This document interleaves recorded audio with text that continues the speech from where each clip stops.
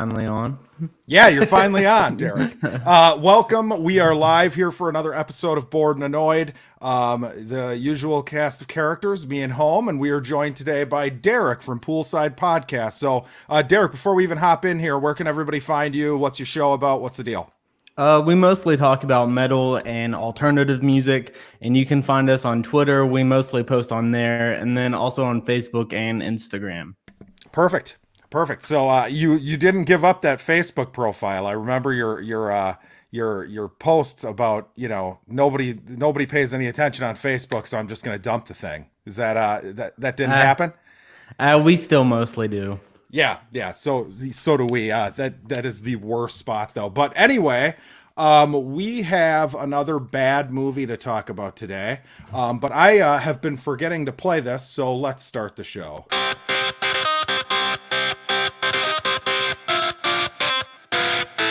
Bored and Annoyed. All right, so for news, the big news, it's finally happening. Zack Snyder's cut of Justice League was optioned by HBO Max. So I know Home is super excited to see this movie. So yeah, what do you think? What do you think, Home? Fuck this. This is fucking atrocious. I hate everything about this.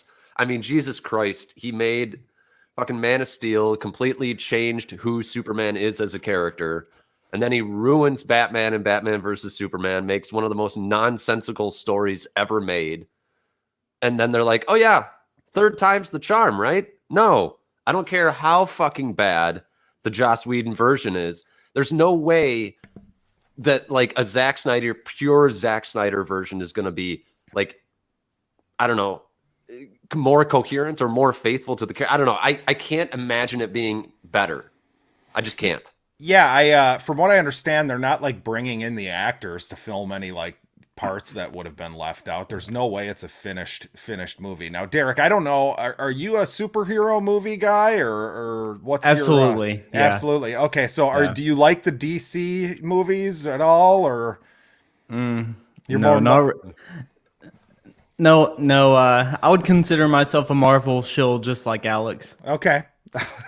All right, Derek. That's what I like to hear. Yeah. So DC has had like a few decent ones more recently. I know me and Holmes split on the Harley Quinn one, but Shazam was pretty good.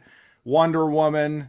Are there any other good ones? I know that their hit rate is getting a little better over time. It's not a pure disaster, but Joker, but I mean, I don't consider Joker. Yeah. But overall, I feel like this is just, I mean, they should be leaving this era behind. There's no point to bring it up in people's faces anymore. They should be doing something new. So, well, the problem is that you had Aquaman make $1 billion. Yeah. And you had Wonder Woman, who is a critical and financial success. So they are like 1 foot in, 1 foot out, you know?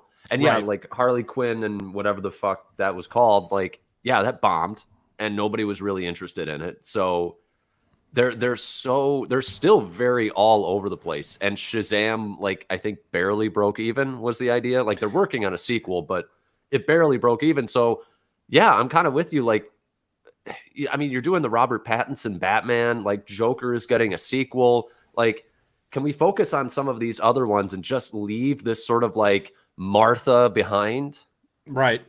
Yeah. It's very strange. We've been trying to figure out since we started this show, Home. I think we've been trying to figure out what the hell they're doing, because there's a connected universe, and then there's these movies that are outside of the universe. Should they just scrap it? But then what do they do with Wonder Woman? Because she's a hit. They're kind of screwed. But now, I did, jokingly say that, what's her name? The Amber Heard was being dropped from Aquaman 2 last week. But it is actually true. She's gone. So that's another bit of news, because apparently she beat up Johnny Depp and people found out about it. They found recordings, whatever. Yeah. So that franchise is, I don't know. I hate that movie. I don't know what people like about it. Derek, did you like Aquaman? Did you see it? Initially, I did like it, but it's one of those movies, like, the more you sit with it, the more you can poke holes in it. And especially listening to your all's take. I was just going to say, you probably liked Yeah. it until you heard Home talk about the movie. Yeah. Yeah, it's I good do that a until lot. you really think about it. Yeah. I'm very sorry to anybody who's heard my opinion and been like, you ruined a movie for me. You fucking asshole. Well, you didn't ruin it for me. It's just I don't know, it's just Jason Momoa was Jason Momoa, and Yeah. just give us like an actual character. It's going to be interesting to see. He's in the new Dune movie, and I'm kind of interested to see, you know, what kind of a normal character he can play, or if he's going to be just, you know, Jason Momoa again. Look, but it's Villeneuve, so he knows how to use actors well, and I think he's going to be a bit character. He's not going to be this massive character arc, sort of linchpin type character. Yeah, I think he's playing like one of the soldiers, I believe, for the Atreides side. Like right up Gurney his alley. Halleck or something, right? So, I don't know. Do we have any other news? I mean, we don't have much for this show in general, I don't think. But I've got no other news. I mean, FANT4STIC is just that there's so much to talk about with that movie. I feel like. So should we just drop right into it then? Let's just talk about it then. I mean, Derek? Did we get your opinion on the Zack Snyder release? I mean, honestly, unless it's a completely different movie, I don't see how it really gets much better, because I feel like it was completely broken to begin with. I feel like DC is kind of doing what like Disney is doing with Star Wars, just rehashing the same characters over and over. And I'd really like to see something different.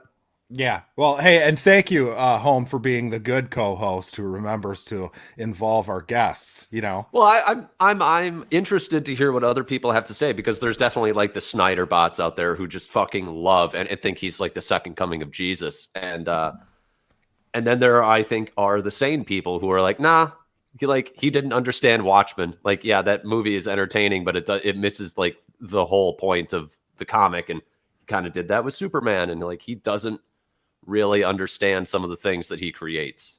You know, it's funny you bring that up, because there are like the Snyder bots, you know. It's like it's almost like you've got your left-wing trolls, your right-wing trolls, and then your Zack Snyder DC trolls.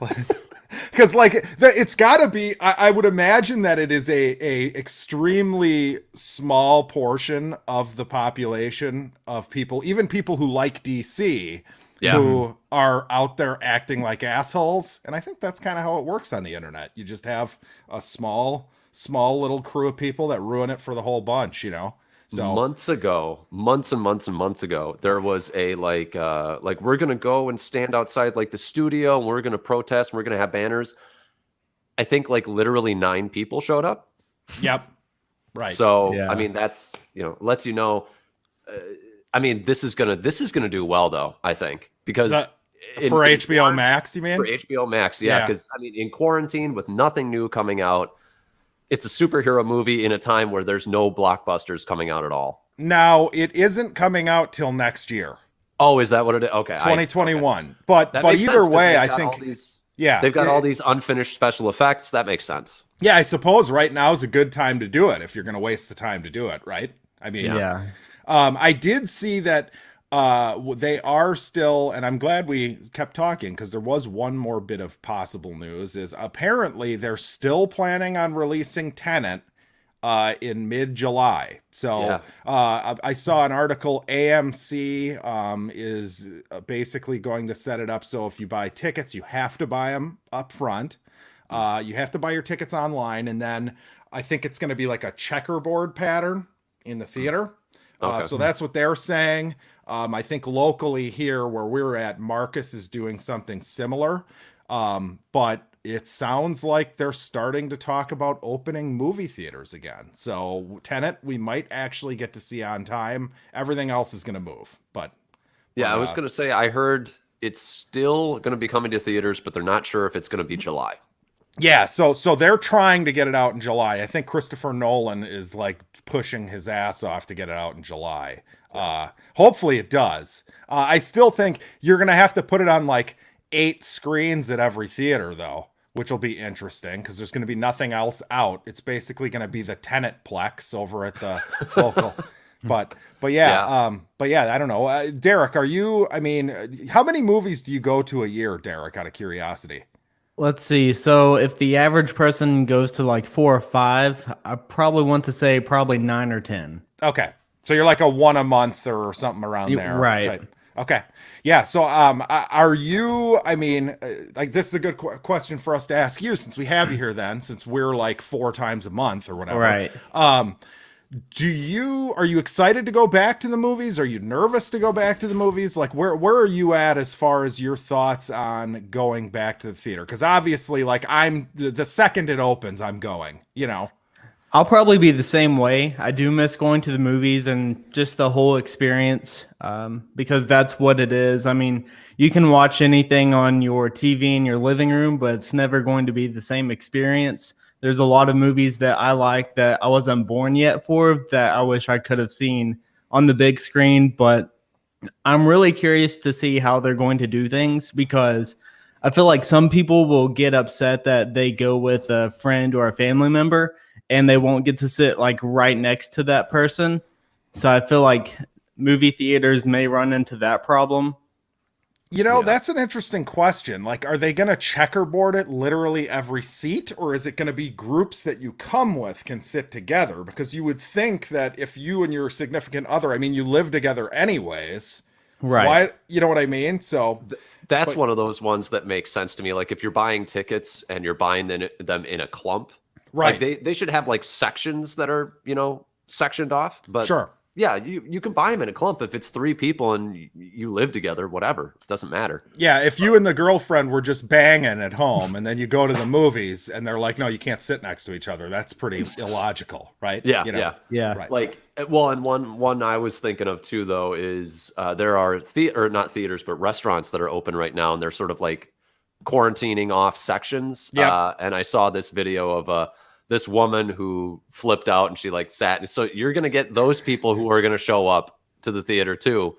Because they want to, it's all about their rights. Right. Yeah. So that's going to be interesting. Like having like some Karen be dragged out of a theater because she's like, I'll sit where I want to sit.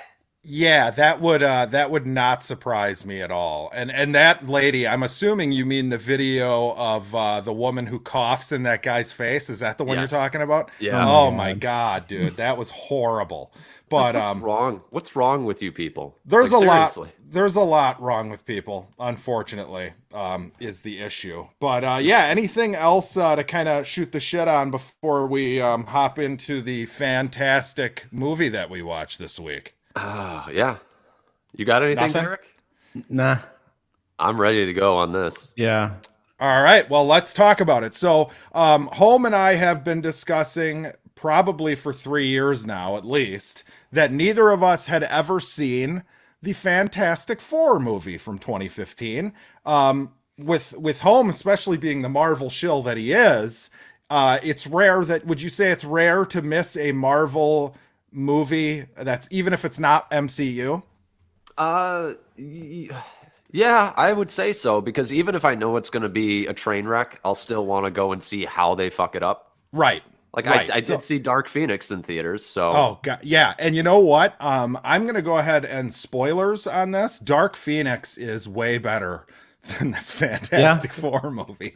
Yeah. At least you can say that. Yes. That's so crazy. That's crazy. I didn't even think about that. Yeah. So Derek, it sounds like you didn't like the movie either. Thoughts on the movie? Let's have you kind of, and go ahead and give a synopsis. Go ahead and you can be the guest synopsis giver for the show. I'm awful at that kind of thing. Let's hear it. Let's hear it. So this nerdy kid, I guess, not to offend anyone,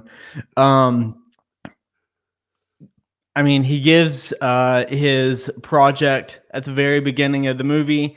It's very obvious what they're doing right from the start. Kid in the class walks past him, looks what he's drawing, and it's also obvious that he's going to be a main character. And then they somehow meet, work on this thing together. Years down the road, they're still working on it at a high school science fair, which I don't understand how they would be working on that at a high school science fair.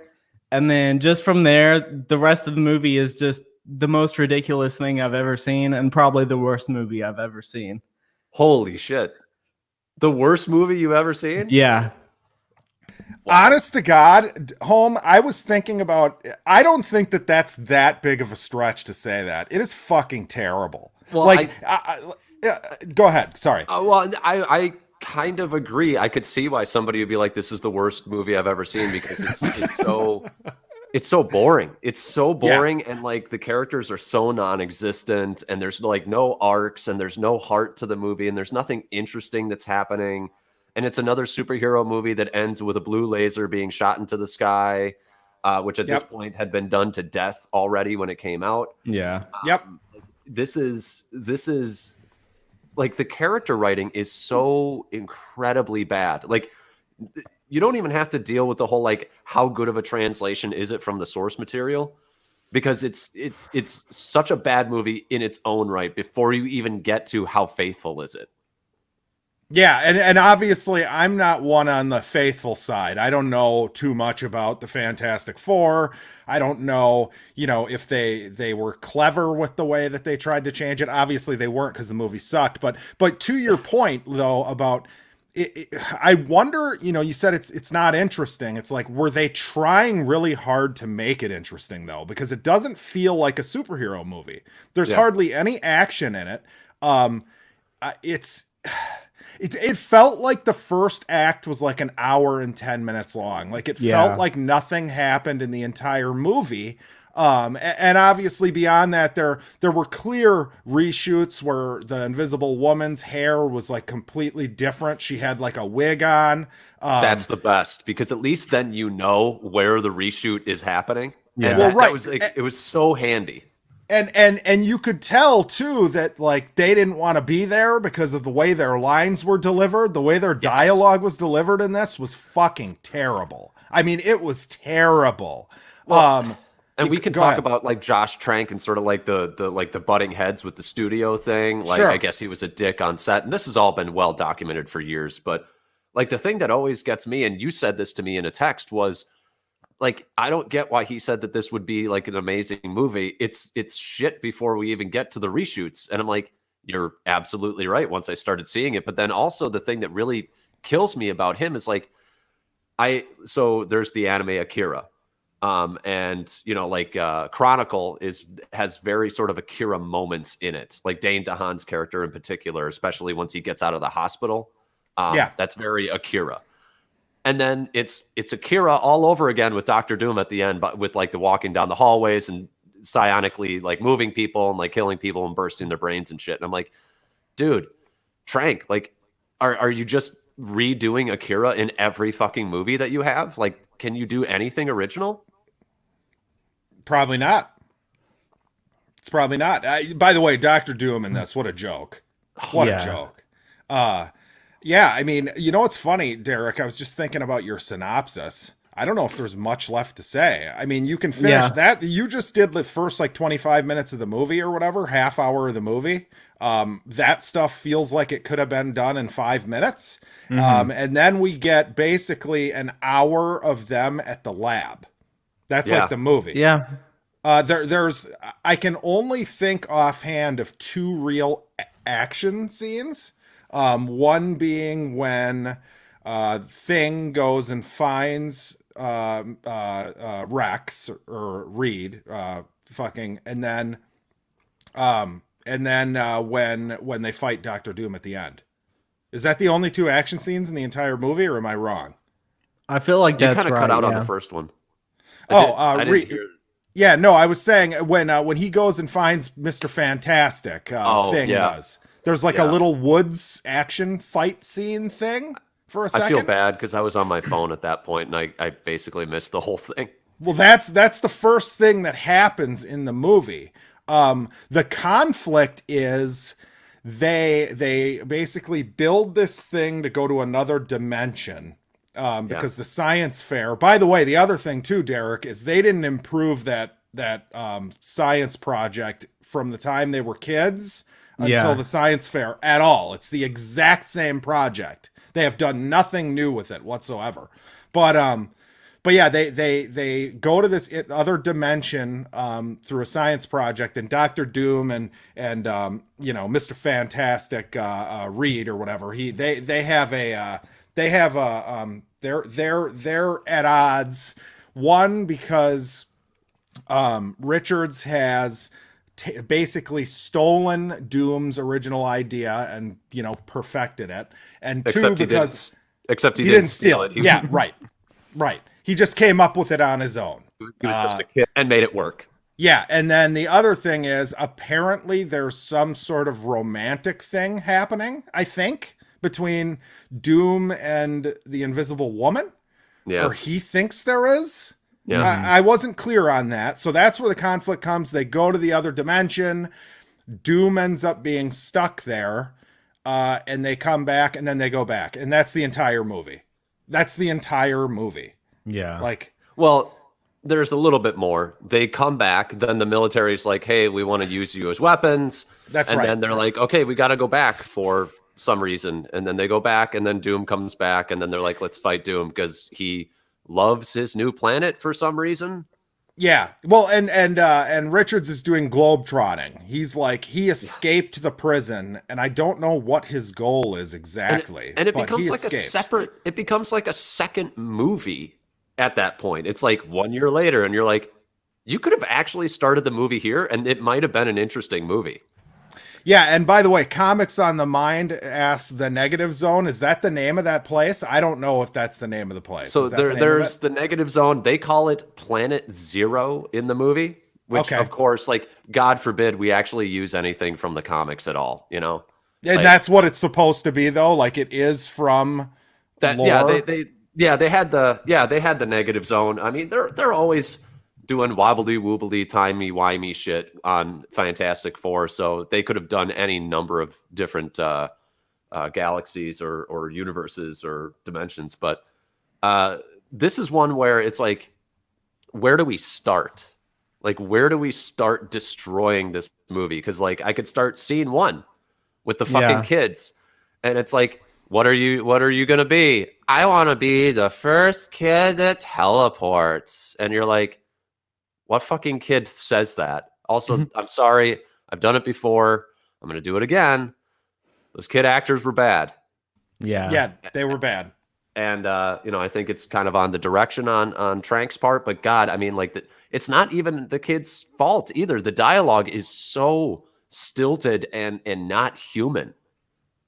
What a terrible way to wedge in a thing, too. Like the way that he's treated as a character is so useless. Like, I just even think to the Michael Chiklis version.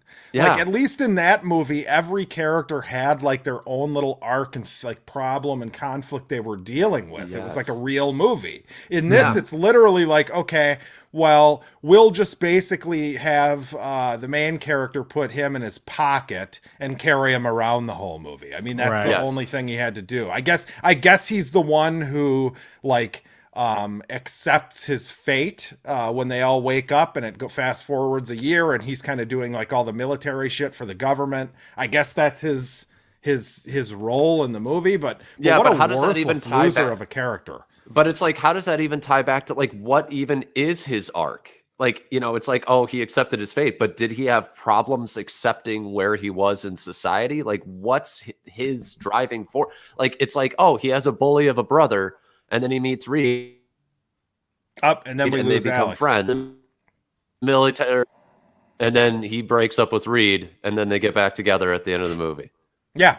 It's like, what there's no through line there. There's nothing there for him to learn or grow in any way. And like, you've got this really interesting idea of like Reed having this massive guilt for like turning his friend into a monster. And you don't do anything with that because you didn't do the work to make them real friends at the beginning. Right. Now, was he working on some sort of a cure while he was away to come back and cure them? What was he doing? What was Reed doing? Idea. I have no idea. Making himself a stretchy suit. Yeah, he like did a face shift thing. Yeah. God, holy shit! What was that? Yeah, he was learning how to fix cash registers. Yeah, that's right. Yes, he did fix a cash register.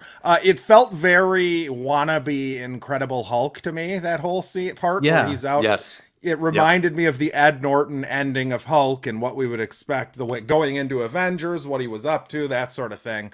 Yeah. I mean, what else? What is there? I mean, other than saying everything about it is terrible, I mean, well, like Doom, like what's Doom's whole thing? He's like, I don't trust the government. Okay, why? Like, I get like why, because like the government can fucking blow a big one, but like, what happened to him that made him think these things? And yeah, I almost had like a Thanos moment with Doctor Doom, because he said the people that are running the world are the people ruining it. I was like, okay, I actually, kind of agree with him. And so, yeah, you're completely correct. They never like really give him backstory on like why he's so bitter against the government, I guess. Well, right. Yeah. And if he is interesting, we don't get to see the interesting parts of him, because when he goes away, the next time we see him, it's just, it's fight time. We don't actually get to see Doctor Doom on this other planet doing interesting things, there's nothing I can think of that would be interesting to do by yourself on that planet is the other problem. So I don't know what he was doing. I don't understand, okay, so he basically wants to destroy the Earth. Is that the deal? Or bring the Earth there? What is his bad guy goal? Vague plans with vague powers with vague motivation. That's the whole goddamn movie. He's not the only character who's like that, because it's like Johnny Storm, what's his arc? And like there was all this uproar on the internet about like Michael B. Jordan being the Human Torch and race swapping and all that. And it's like that wasn't even close to being an issue in this movie, because we never even got to the point. Like, it did make me think, like, yeah, it really didn't matter. Like, who gives a fuck? It really didn't matter. Like, but at the end of the day, I'm like, this movie was so not the Fantastic Four that he didn't even remind me of Johnny Storm anyways. Nobody reminded me of like their comic book counterparts anyways. So who fucking cares? Yeah, it was so lame the way he was introduced, and he's like a street racer. Yes, and that's like him being a bad boy, and I can't help it. I'm assuming this was made so that Fox could keep the rights to the Fantastic Four. I'm assuming it was one of those where that's what it was. So I don't hate the original one with Jessica Alba and that crew. Like, I think that's okay, that movie. It's cheesy, but it's fine. It's very generic, like, yes. But like, I liked Doctor Doom in it, the guy from Nip Tuck or whatever. I guess I liked all the characters in it. They were characters. Yes, exactly. Yeah, it felt like a comic book movie. This one is trying to be some weird dark thing, I think. Yeah. Like the whole lab thing, it reminded me of a little bit of like Planet of the Apes, where they're keeping the people in. Also got that from like the whole CGI chimpanzee. Yeah. Right. Yeah. Which, by the way, sure. that CGI chimp looked terrible. It was everything CGI in this looked awful. It did. Yeah. Oh my God, the green screen. Like when they go to the universe, like the separate universe or whatever. Yeah. It's like this is like 2004 special effects. What the fuck's happening here? Yeah. Right.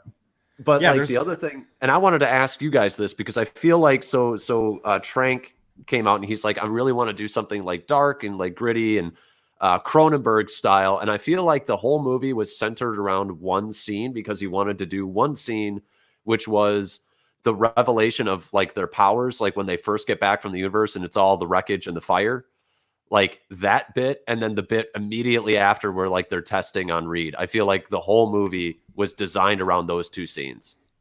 Yeah, you're right. I think you're right. And I think that ended up being lame as fuck, because you just bringing it up is the only reason I remembered it. I mean, like Reed stretching his way out of the thing and going straight to the vent. He's out of the he wakes up and he's out of the hospital or the compound within like 30 seconds. Yeah. I pointed it out to you. I was like, okay, so Reed in his underwear in winter in an Area 51 stand-in with no military, like covert ops training, gets out of Area 51? Mm-hmm. Or wherever Really? this is. Right, yeah. Yeah. They called it Area 57 in the movie. Okay. Joe's like, real creative, guys. It's like in real Alaska. Good. It's in like Alaska or something, I think. Yeah. But yeah, you're right. Where would he go? Where did he go? Like, how did he get out? Past, like, there's like, it's a military base. Yeah. It's like, he's really stretchy. Yeah. He's really stretchy. Cool. Yeah. I'm sure that really like stopped all the guys with like thermal night vision from being able to find him. Like, fuck off. Like, this movie is horribly written. Yeah. Like, there's no logic in it. And he wouldn't even know how to use his powers yet. Yeah. Yeah, exactly. Exactly. Like, you know, like, and it's so this movie being serious is so diametrically opposed from like the source material. It's like, you have a guy who's like Rubber Band Man. Like, he's just stretchy. Like, in the comics, he'll like turn himself into a wheel and fucking just roll around. Like, that's inherently silly. Doing this take on it was so ill-advised. It's astounding that it ever even got made. Yeah, it's Man of Steel syndrome, where it's like, you know, Superman's he's a fun character who you do goofy, funny stuff with, and he goes and does outlandish stuff. I don't see Fantastic Four as dark. I think they should be in bright blue leotards, acting like goofballs. That's interesting, or it's more fun anyway. Yeah, why does everything, Derek, any theory, why does everything have to be dark now, even though the most successful current comic book series, I would say, on the whole, is more fun than dark? Any idea why people have to do that, Derek? So I think, you know, in the late 2000s, music kind of went through its emo phase, and now I think movies are going through its emo phase. And most movies can't pull it off, especially superhero movies. Yeah. You need to go ahead. It's the chasing of legitimacy, because Nolan came out, did The Dark Knight, and then everybody was like, oh my God, these are real movies and we want to be taken seriously. We're not just like these funny book movies. And then you saw it with Man of Steel. You saw it here. You saw it they tried to do dark and gritty with The Amazing Spider-Man 1. It just fails. It fails every time if you don't do it with the right character. You know, dark and gritty works for the Punisher. It works for Daredevil. It doesn't work for Superman, and it doesn't work for the Fantastic Four. Well, great. That means we probably just refilled the fuel tank of darkness too, because we just had Joker that crushed it. So now we're just gonna get more copycats of that, which is just fucking great. It feels like a movie that is very reactionary. Like, it doesn't know what it wants to do. It's like following trends. And I think that that's always a problem of, you have to have a vision, not just follow trends. Because Joker works because it works for the character, and it's an interesting movie. Right. The character has to have that kind of dark and gritty background for it to make sense. Yeah. Right. Yeah. Yeah, you can't just have Superman be brooding and act like an asshole. That's not. And he's just mad that he has to save people. Yeah, right. Exactly. Yeah, the Joker thing.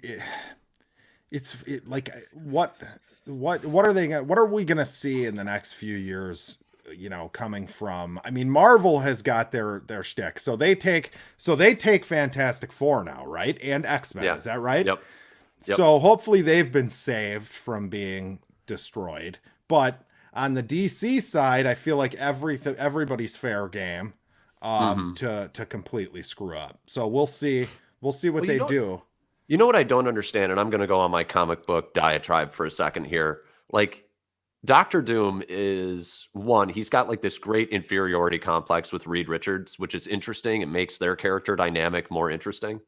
They try to touch on that in this, but it just fails. But like, as far as a character goes, he has like one of the most interesting backstories. Like, you know, his mother was a gypsy who died. Her soul went to hell. He literally went to hell and like made a bargain with the devil. And like, he's Iron Man mixed with Doctor Strange because he has magic, but he also has an Iron Man suit. And he's like the king of a fucking country. And like, he has diplomatic immunity. And like he has murder robots that go around his fucking country, and those are his police. It's like there are so many cool off the wall things about this character. And then like people never know, like, does he have like a massive scar on his face? And that's why like he's so vain. That's why he wears like the mask.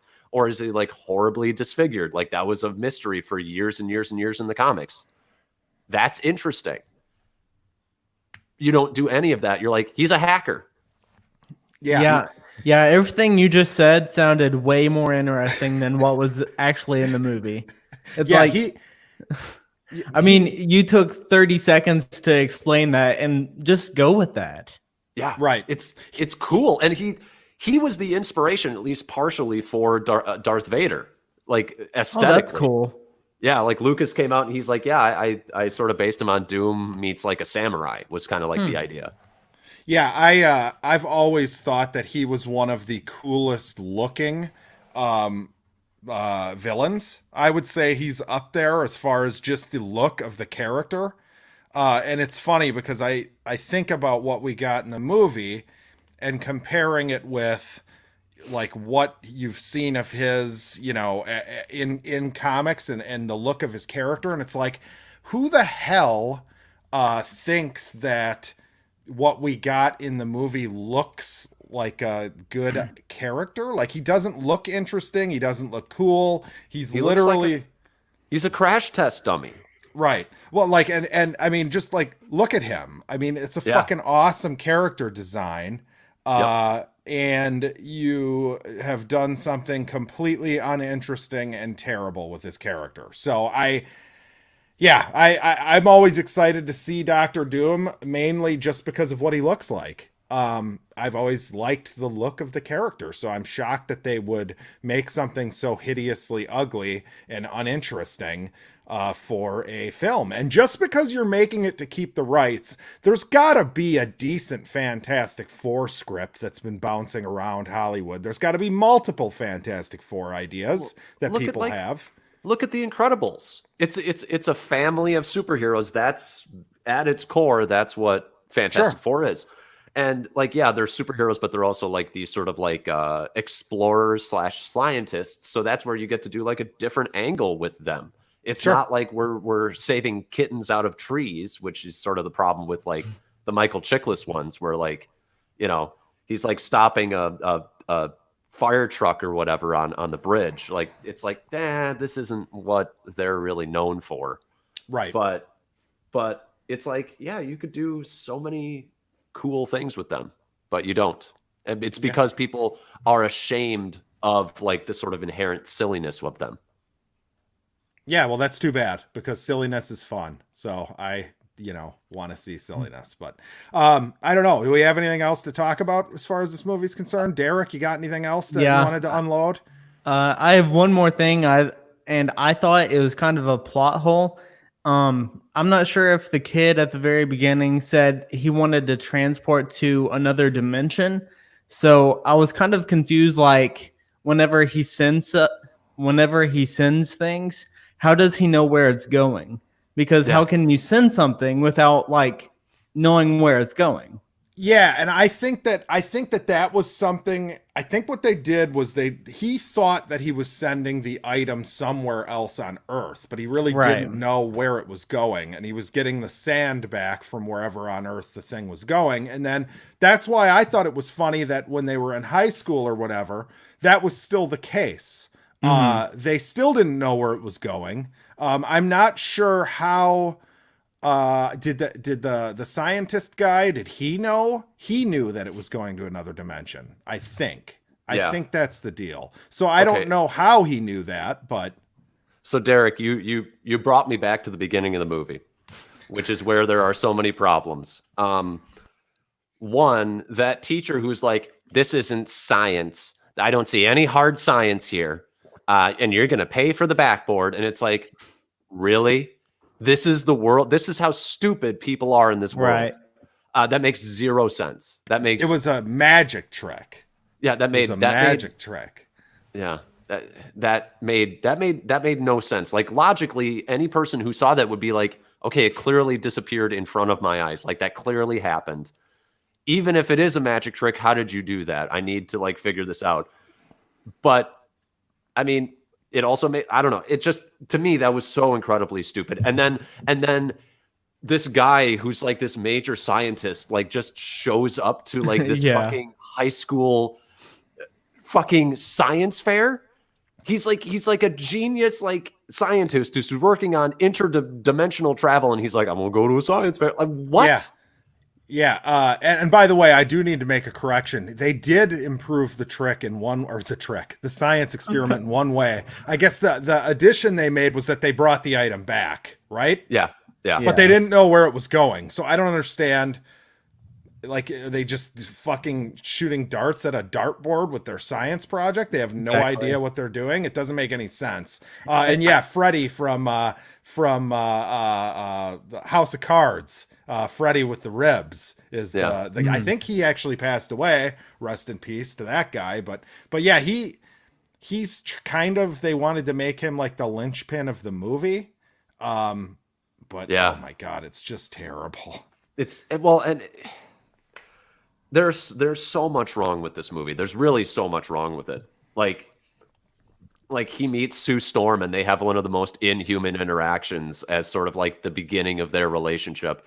Oh, I really love this book. It's Dr. Bro, she's got headphones in and she's in a library. You're that much of a dick? Like, you can't read the fucking room? And maybe that would have been interesting if like that's how he was, because he doesn't understand social interactions. He's like a Sheldon type or an Abed type. But no, they didn't go with that. It's just kind of like, oh, he's what is he? What is his defining trait as a character other than he's smart? Like, Right. For me, I felt like none of the characters really had any organic chemistry together. It all felt so forced. And I don't get, there's so much that I don't get about this movie. Character interactions, or character introductions. That's one of the biggest things. Like, we talked about Michael B. Jordan's sort of like racing. And it's like I think of like two of the greatest character introductions that I think I've ever seen in any movie are the introduction of the driver in Drive. Like the first like 5 to 10 minutes of that movie, amazing. And then the Joker's like proper introduction in The Dark Knight in like the magic trick pencil scene. Oh yes, like that's one of the greatest character introductions ever. And it's like you think of like everything in that speaks to the character and gives you something new to think about the character. They do something, they interact with somebody in a different way, and you learn so much. Here it's like, okay, so he wants to race and he's not that smart and he's cocky, and that's it because there's nothing else to him. Sounds like every character in every Fast and the Furious movie. It's very, very wooden, one note bullshit. And how about Sue Storm? I mean, what a worthless character she is. She does nothing. She's just boring. I think everybody who's all about representation should be really pissed about this movie because like I've said years ago, but you took the black guy and you're like, we're going to race swap him. And like, you put him in like the hothead, like dummy kind of role. Like, it would have been interesting and maybe more progressive if you made Reed Richards a black dude, like black dude scientist. Cool. Interesting. Different. But no, you picked like the most stereotypical like thing that you could do with a black kid, which is make him the hothead. And then Sue Storm, she's a non-character. She doesn't do anything. I mean, they're all non-characters, but I think she's like the least interesting out of all of them. She's super boring. Like, everything about her character is fucking boring. That movie, it's just fucking terrible, but... Jackson, I just realized that they had 2 actors from House of Cards. Yeah. Who was the other one? Oh, yeah. Her. Kate Mara. Yeah. That's right. Yeah. Duh. Yeah. So they're both better in that show. Right. I mean, I'm about done with Fantastic Four. I will never have to watch it again. I got one last thing. You got one more thing. I mean, I could literally talk for probably an hour on this movie because it's like that fucking terrible. But like their solution to beating Doctor Doom is like, let's just punch him a bunch. Like that was like, Reed, I thought you were a genius. And then they're just like, let's just punch him and make him go down a crevice or something. And it's like, shouldn't Reed be like finding like Reed's superpower really in the comics? Like, yeah, he can stretch, but really it's his fucking brain. Like he's a fucking genius. Like that's interesting, is seeing him come up with ways and gadgets to beat his enemies. But come to think of it, I can't even remember the end of this. Like, I don't remember the fight at the end, like at all. And I just watched it 5 days ago. Yeah. I don't remember it at all. I don't remember, like, was it a battle? Did they punch each other? Like, what happened? They like punched each other for a bit. Yeah. But yeah, it's so unmemorable. It's insane.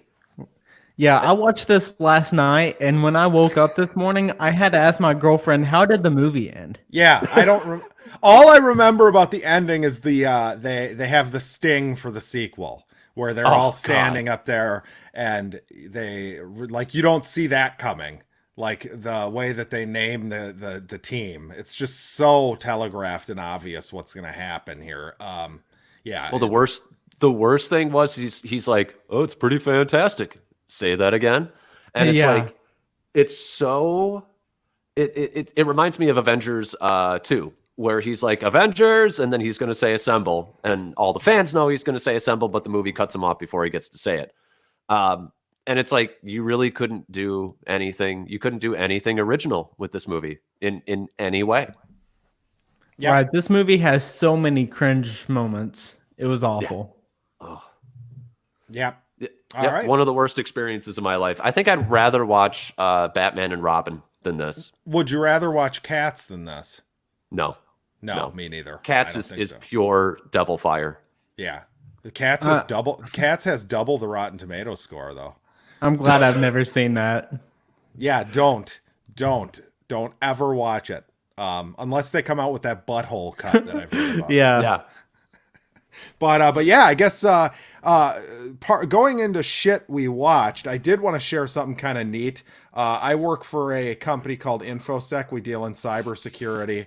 And the CEO reached out and did one of these, what are they called when you go get the celebrity to do, like, record a message? A cameo? Okay. Yeah, there you go. So I'm just going to play this real quick. Thought it was kind of interesting. Hey, all y'all at InfoSec. It's Sean Astin here. How you going? What's going on? How you doing? How you been? Oh, you've been affected by COVID, just like everybody else? You've had to, like, respond? Well, Super Jack seems to think you've done a pretty good job. They think you've responded. He thinks you've responded tremendously. Tremendously. It is not that fun working such long hours just to keep millions of us safe from cybercrime. But on behalf of my entire family and, well, everyone on the planet, thank you. Thank you for what you do, for keeping us safe. It's going to get better.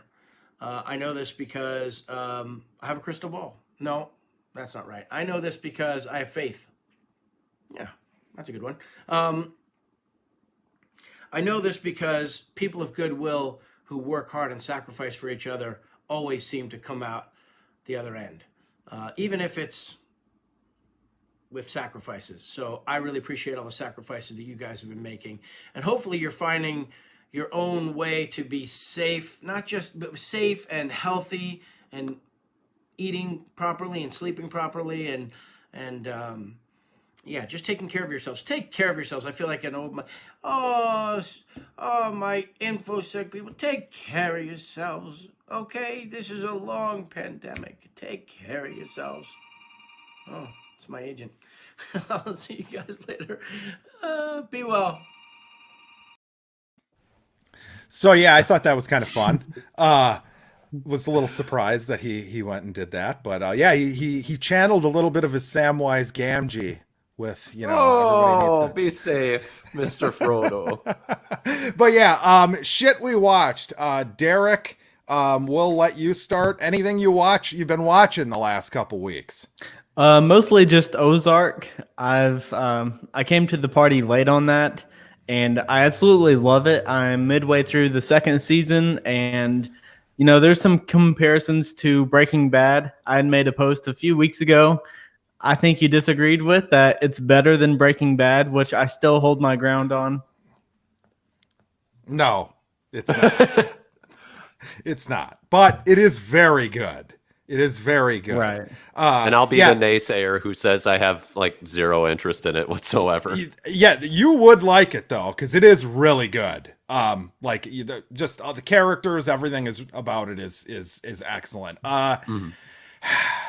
I think where it doesn't quite get Breaking Bad level is just in, I mean, Jesse and Walt are so fucking great.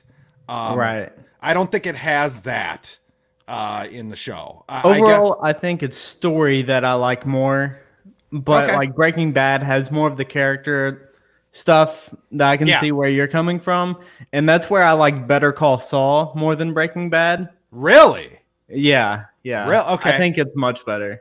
See, I would say Better Call Saul might be better than Ozark, but I don't think that Better Call Saul is better than overall. Overall, Better Call Saul is like my very favorite out of those. Oh, three. really? Okay. Yeah, that's interesting. Okay, so that's rare, but go ahead. So I was going to ask you, Derek, because I'm getting the sense that maybe you're not the biggest fan of Breaking Bad. Like maybe you like it, but you don't love it. When it first came out and it was the hot thing, like I was just like everyone else and loved it. But the more time that's gone on since watching it and the other stuff that I've watched, I just it became a drama that was really drawn out to me, and it became less about the original storyline and became more of just his problems with other characters. And I feel like Ozark kind of stays on track a bit more, doesn't draw things out. So I think that's another reason why I like it, because there's things that I saw in the first season that it was like it took Breaking Bad 3 or 4 seasons just to really tie this up. And not every storyline needs multiple seasons to draw things out. I kind of agree, because there were aspects of the story that I do like. There are certain parts of like Pinkman's story that sort of feel like they're drug out a little bit. I think Pinkman's was maybe because Walt is so interesting.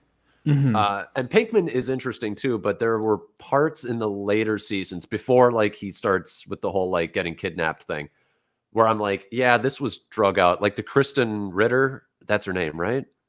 Jessica Jones. Yes. Yeah. Like I wasn't the biggest fan of when she was on the show. But yeah, no, I kind of agree. I just wanted to see where you stood on the show overall. Yeah, initially I loved it, but I guess just more things that I've seen from it. And I've actually tried to rewatch it like a number of times, and it's very hard to rewatch for me. Because I just get frustrated. It's like I know this gets drawn out for a long time. Yeah, I don't agree. I think that it's fantastic. I have rewatched it. I thought it was great on a rewatch. Now, back to Ozark, though. So you're in the section where Wendy, Laura Linney's character, is sort of turning into a scumbag, and now what's his name is Bird. What's his first name? Marty. Marty is kind of just struggling. He's drowning at all times. So yeah, I'll be interested to see what you think after season 3. What kind of pace are you watching this at? Last week it was maybe like 2 episodes every other day or so. I've not really got to watch much of anything last week, so I'll probably watch an episode or 2 tonight. Okay, perfect. Yeah, so that's one thing. Anything else? Did you watch that Bulls documentary? I see you've got a Bulls sweatshirt on, so I'm assuming that you've watched that. I've watched the first 2 episodes, and I listened to multiple like sports podcasts that have talked a ton about it. And I know there's like a lot of post drama going on now. Right. Which I mean, I know everyone wants their say, but even like seeing it for me, it's like, can we just move on from this now? Because the story got told in the documentary. Yeah. I kind of figured that would happen because there were rumblings that basically Jordan had like complete say so as far as what made it in there and what didn't. Yeah. So you would think that it would be obvious that there would be some sort of drama from other characters in the documentary who maybe didn't think that they were presented in the best light. Now, the documentary series is awesome. It's super entertaining to watch. They've got, clips, the way it's done, kind of going back from when Jordan first entered into the Bulls, while also telling the story of the final season that they had together. Mm-hmm. It's very good storytelling. I would be interested in, you're kind of saying that you're kind of like, okay, let's move on. They told the story, but I want to see like the hour-long documentary or show where they just interview all these people that kind of bitch about what Jordan said, because Jordan was he's quite the character in the documentary. He's amazing. He's kind of an asshole, but that's part of what made him so good, so I would like to see how much shit they say he was garbage. I know Pippen's not happy, Horace Grant's not happy. There was a guy who wrote a biography in the 90s during the whole Bulls thing that says a lot of it was bullshit. Sam Smith. Yeah. Yeah. And one story that they brought up towards the end was there's that infamous flu game of Jordan's. Mm-hmm. Yeah, that's been huge post documentary. Yeah, and they insinuate that the Utah Pizza Hut poisoned the pizza and brought it to him. Like Jordan pretty much says, I ate that pizza and I got sick. So that's interesting. I highly doubt they purposely poisoned a pizza. Now, I listened to an interview where they spoke, I guess, with the owner of that Pizza Hut, and apparently he was actually a Bulls fan. He made the pizza himself and then delivered it directly to him. So, but you never know. Right. Yeah. So maybe they just, in their hurry to get a pizza to Michael Jordan, they just undercooked it. Maybe. Who knows? But yeah, that's that documentary was pretty good. Home, you watch anything this week? Yeah, I watched two things. One of which I didn't finish because it was so shit. So I guess I'll just talk about that one first. So every now and then. No, I did finish it. That's how I know it's better than Cats. Is I actually finished it, and it wasn't as much of a struggle to finish. But I started. So DC does these direct to DVD animated movies every now and then. So sometimes I like to check them out because I'm a fucking kid. So they had one where it was Ninja Turtles versus Batman, and it's just atrocious. It's just horrible, which I guess should be expected because it's direct to DVD kind of thing. But bad character writing. Like the Ninja Turtles find Batman's cave because they just walked through the sewers. Like Donatello's like, oh, I triangulated like the most likely place, and it's like, oh, so Batman is so inept in this universe that he just has like an open sewer like entryway to the Batcave. Like, how fucking dumb. And then like it's one of those things where like they want to have every character like from both universes sort of interact. So like all of Batman's rogues gallery shows up and they all get mutated into like, because of course like there's no there's no logical sort of idea of like, oh, who would actually want to be mutated into a half snake, half man? Like, okay, maybe the Joker would want that, but would Bane actually want to be mutated? Isn't he like a normal guy? Or would Mr. Freeze really want to be mutated? Like, is he even happy being Iceman? Like none of that. It's just kind of like, and I get it. It's a cartoon and it's like for kids or whatever, but it's like the character writing is so bad. The character interactions are so bad. It's astonishing. And yeah, some of the fight scenes were kind of cool, but I was just kind of blown away at like, I don't know. I don't. Why? Just because kids like both, so they decided to combine them and sell a bunch of DVDs or whatever? Well, and I think the more interesting take, dark and comic book version. We lost you there for a second. The more interesting. Okay. Like a more interesting take would have been like the really dark and gritty original Ninja Turtles version meeting like the dark and gritty Batman. Sure. That would be, and I think maybe even animated in the style of like the original Ninja Turtles comics, like where it's black and white, heavy shadowing. Because I think that would play really well with Batman too, like sort of this like black and white noir sort of feel. I think that would be way more interesting, but they go like with like the most basic sort of animation and it's fucking atrocious, and I hated it. Yeah, it sounds bad. What was your other item? The other thing, I'm being a fucking kid again. I started up another anime called Seven Deadly Sins on Netflix. It's okay. It's fine. I don't know. It's not the best anime. There's some cool stuff in it, but also there's some incredibly stupid stuff. I can tell I'm desperate for an anime because I'm continuing to watch it. Sure. Yeah, you're always trying to find that fix with your anime. Ever since Vinland Saga, I'm like, everything disappoints me. I could see that. I the only thing I really got done this week watching wise was I watched the whole Dead to Me. I watched both seasons of Dead to Me. I know I had started it last week when we talked. Pretty good. My problem is this is one of those shows where season one of the characters has a secret from the other character. And then basically season 2 is the reverse. So it's the same conflict. It's the same, like, general theme as the first season. Gotcha. So that to me feels like a lot of recycling. Luckily, the two leads are awesome. Kelly Bundy and the Hawkeye's wife. Hawkeye's wife. Yep, right. Kelly Bundy and Hawkeye's wife are great.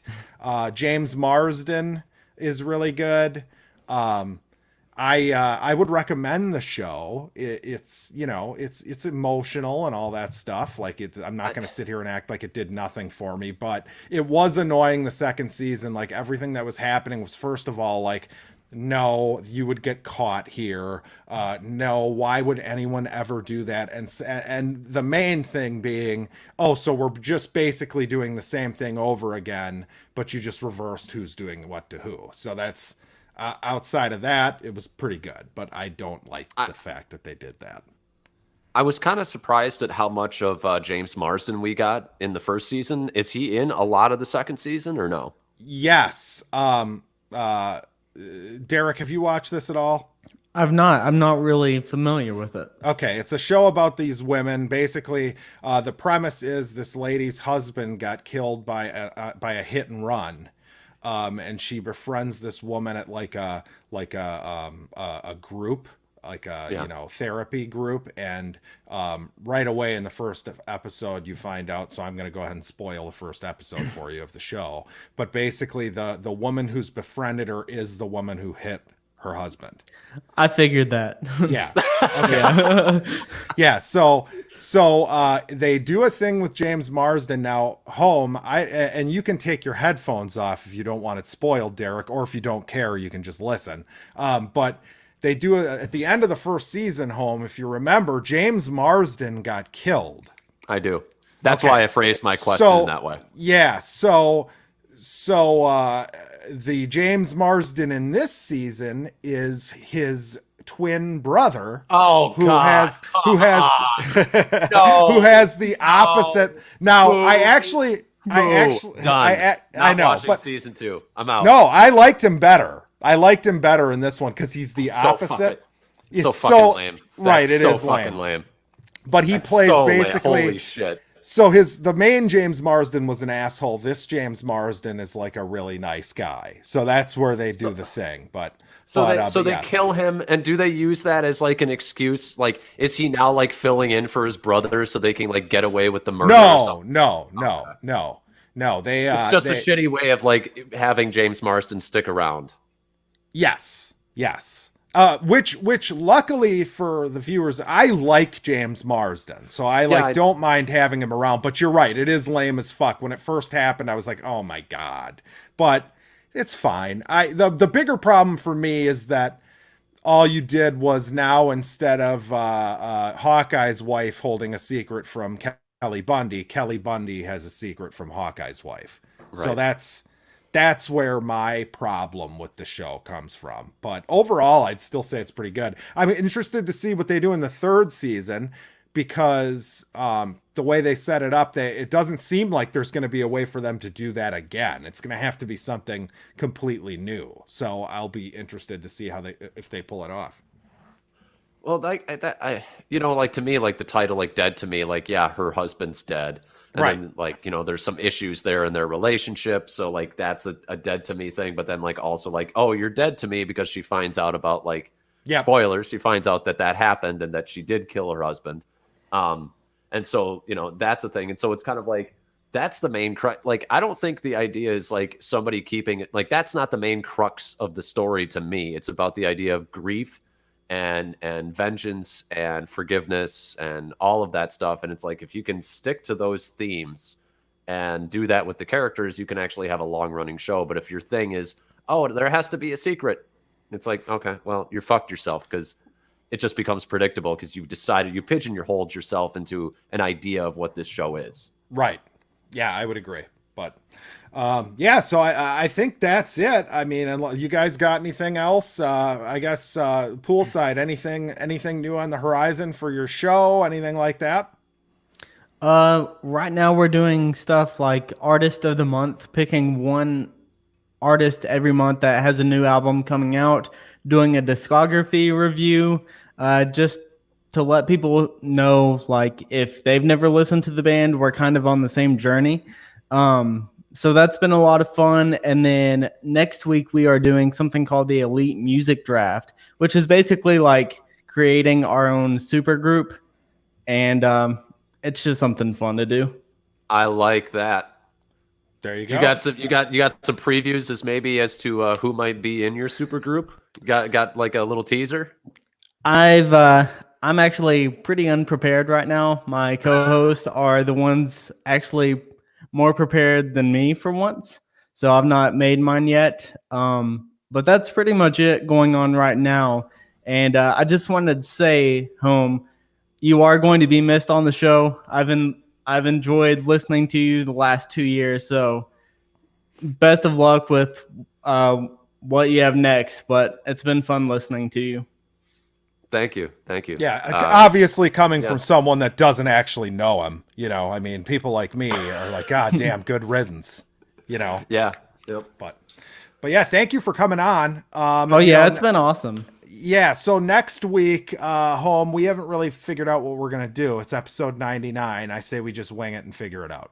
That's kind of where I'm going with this. Yeah, so there's nothing new to go see. So, yeah, great. But, all right, well, hey, I have been Jackson. I've been home at the movies. And thank you for joining us, Derek. You guys have a good rest of your weekend, and we'll see you soon. See ya. Bye-bye.